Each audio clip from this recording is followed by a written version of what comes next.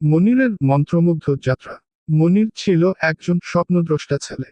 সে চাঁদের কাছাকাছি যেতে চাইত, নতুন নতুন জিনিস আবিষ্কার করতে চাইত। কিন্তু পড়াশোনা করতে বসলেই তার মন অন্য কোথাও চলে যেত। সে কখনো মহাকাশের গভীরে ভেসে বেড়াত, কখনো বা জঙ্গলে হারিয়ে যেত।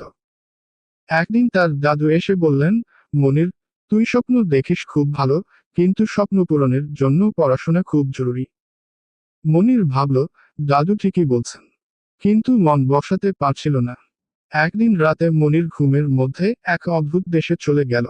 সেখানে একজন জাদুকর তাকে বলল, তোর মন অনেক শক্তিশালী, কিন্তু তুই তা সঠিক পথে ব্যবহার করছিস না। জাদুকর মনিরকে একটি জাদুঘটি দিল। সে বলল, এই ঘটিতে তোর সব স্বপ্ন জমা হবে। তুই যখন পড়াশোনা করবি, তখন এই ঘটির দিকে তাকিয়ে তোর স্বপ্নগুলোকে মনে রাখবি।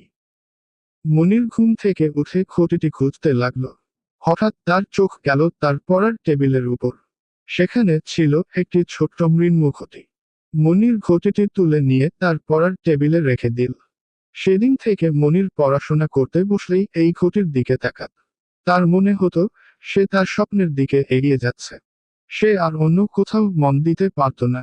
দিনের পর দিন মনির পড়াশোনা করে গেল।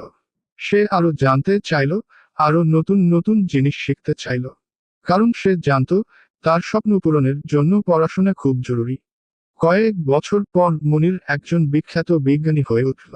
সে তার স্বপ্ন অনুযায়ী চাঁদের কাছাকাছি গিয়েছিল, নতুন নতুন জিনিস আবিষ্কার করেছিল। মনির বুঝতে পেরেছিল, পড়াশোনা শুধু পড়াশোনা নয়, এটা একটা যাত্রা। এই যাত্রায় স্বপ্নকে সঙ্গী করে এগিয়ে যেতে হবে। শিক্ষা।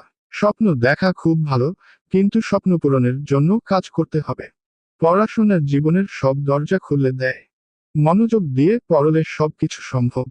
এই গল্পটি শিশুদের মধ্যে পড়াশোনার প্রতি আগ্রহ বাড়াতে এবং স্বপ্ন দেখার জন্য উৎসাহিত করতে পারে। এই গল্পটি আপনার পছন্দ হয়েছে কিনা জানতে চাই।